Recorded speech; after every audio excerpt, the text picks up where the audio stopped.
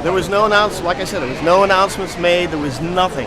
It wasn't until their plane touched down at Newark International Airport that most of these passengers aboard Continental Flight 61 found out.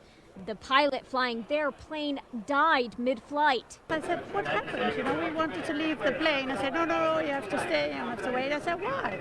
So we didn't know. Somebody right behind me heard, but then I didn't know if anybody else knew, so we didn't say anything at all, out of respect to the family. This is incredible. I mean, this is not even coming from the airlines. You're telling me this information. But the 247 passengers got off safely after two co-pilots took over. Apparently, the pilot passed away about 3 hours into the flight from Brussels to Newark. In hindsight, some of the passengers are glad they didn't know. It's scary, but it's nice to know that, in all honesty, it's good to know that they didn't tell us, because I think that would have raised more of a panic than anything.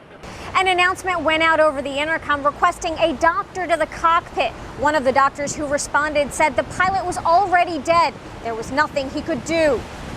Using the tool down on board, that means a defibrillator, and so you can see if there is a heart activity or not, and there was not anymore.